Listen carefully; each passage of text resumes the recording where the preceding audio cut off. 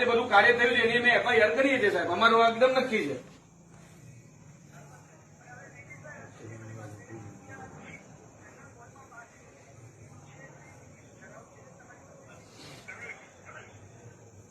નહીં, નેમિશભાઈ સાહેબ આપને ઇન્ટરપ્ટ કરું છું સાહેબ.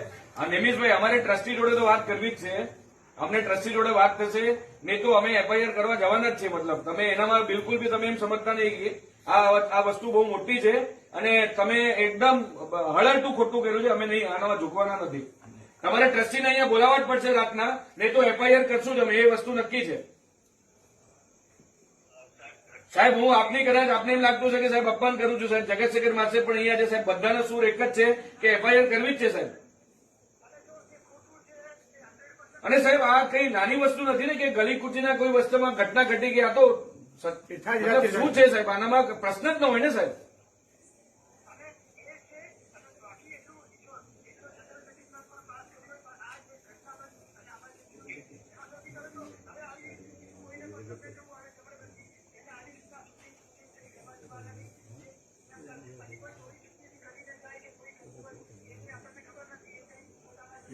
બહુ હોશિયારો છે, એમના સિક્યોરિટી ગાર્ડ લોકોના ફોન લઈ લઈને 500 રૂપિયાનો ફાઇન ભરાવે છે.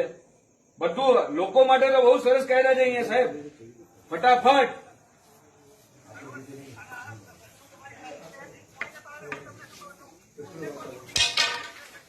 એટલે સાહેબ વાતનો સાર આ જ છે સાહેબ, અત્યારે કોઈ ટ્રસ્ટી તાત્કાલિક અમદાવાદથી અહીંયા આવે, આપણે રિટર્નમાં બાંયધરી આપે કે 24 કલાકની અંદર આ બધું કરશું, નહીં તો એફઆઈઆર કરવાની છે નક્કી છે. એટલે તમે નૈનેશભાઈ આગળની વાત કરો, આ બધી ચર્ચા થઈ ગઈ, બધાને બધી વસ્તુની ખબર પડી ગઈ. તમે હવે આગળની વાત કરો, ટ્રસ્ટી જોડે વાત કરે, ટ્રસ્ટી જોડે રૂબરૂ મુલાકાત કરાવી શકશો તમે 12 વાગ્યા સુધી, નહીં તો પછી અમે એફઆઈઆર કરવા માટે જઈએ સાહેબ. કેમ કે જુનાયેલા લેટરથી તમે વિડીયોગ્રાફી કરી છે, બિલકુલ બી આજે 5-6 મહિના પછી તમે એને વેલિડેટ ના કરી હોય તો અમે એની એફઆઈઆર કરવા માટે તો અમે લાયબલ છીએ.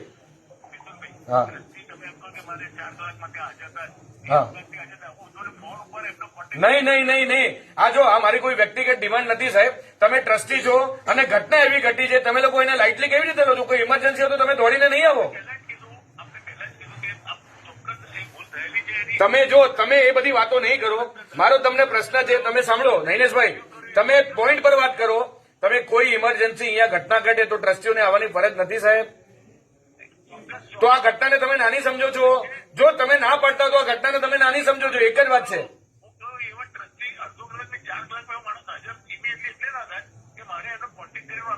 નહીં તો પછી તો મિચ્છામી દુક્કડમ. તો તમે જો તમને તમારા મેનેજમેન્ટનું બંધન છે, અમને અમારા શાસનનું બંધન છે, અમે ચલાવવાના નથી. એફઆઈઆર તો થશે જ સાહેબ. હા તો તમારું શાસન એક હોત તો તમે આટલું લગાવત જ નહીં સાહેબ. અત્યારે ટ્રસ્ટીને 25 ફોન તમે કરી નાખ્યા હોત, તમારું જો લોહી ઉકળતું હોત ને તો તમે આ બધી વાતો ન કરત. નહીં તમે જો સાંભળો, આ એક જ વાત છે સાહેબ, હું વધારે ખોટું ઉશ્કેરાઈ જઈશ. જો ટ્રસ્ટી 12 વાગ્યા સુધી હાજર થાય તો સારી વાત છે. તમે મને હવે જો અત્યારે 8માં 10 કેમ છે, બરોબર છે ને, 8:15 વાગ્યા સુધી તમારો જવાબ મને આપી દો કે ટ્રસ્ટી કોઈ આવી શકે છે કે નહીં. નહીં તો 8:15 વાગે અમે અહીંથી એફઆઈઆર કરવા માટે જઈએ છીએ. આ તમને અમે ડોટ કહી દીધું. તમારો કોન્ટેક્ટ થાય તો સારું, ન થયું તો સારું. અમે અમારા શાસનથી બંધાયેલા છે અને આ અપમાન દાદાનું થયું છે. જો એક જૈનનો બચ્ચો પણ પોતાના દાદાને પોતાને સમજતો ને તો એના મોઢા પર થૂ છે, જો આનો વિરોધ ના કરે તો. તમે કઈ રીતે એક માણસના ફેવર કરવા માટે આવી બધું કરી શકો છો? અને તમે લોકોને કહો છો તમને શરમ આવી જોઈએ? અરે કરી છે તમે કહો છો પ્રેમલભાઈને કહ્યું છે, આ બધું ફેવર જ કરી છે તમે. 8:15 વાગ્યા સુધી જવાબ આપી દો. ટ્રસ્ટી જોઈશે, રૂબરૂ જોઈશે, આવે તો ઠીક છે, નહીં તો અમે પેઢી પર અમે એફઆઈઆર કરવા જઈ રહ્યા છે અને આખા ભારતમાં અમે આ વાત ફરાવશું અને બધું જ કરી ચૂકશું અમે. તમે આમાં અમને ઓછા નહીં આપતા, પછી શું થાય જોવાઈ જશે. હાજી, તમે 8:15 વાગ્યા સુધી જવાબ આપેલો છે દિનેશભાઈ. તમારે જેને વાત કરી એને કરી લો, બરોબર છે. હા, અમારે બીજી કોઈ વસ્તુમાં રસ નથી. અમે બધા અહીંયા ભેગા છીએ અને અમે કલેક્ટર પર એફઆઈઆર કરવા માટે જઈએ છીએ. 8:15 વાગ્યા સુધી તમારી રાહ જોશું. અમે ફોન બી કરવાના નથી. પછી અમને જે છૂટશે ને દાદો અમારી પાસે જે કરાવશે અમે કરશું, બરોબર છે. હવે આપણે ફોન રાખી દઈએ, વધારે વાત નથી કરવી. તમે 8:15 વાગ્યા સુધી અમે ફોનની રાહ જોઈ છે, નહીં તો પછી આગળનું જય આદિનાથ. सही बोला आपने. छोड़ दो अभी बात को.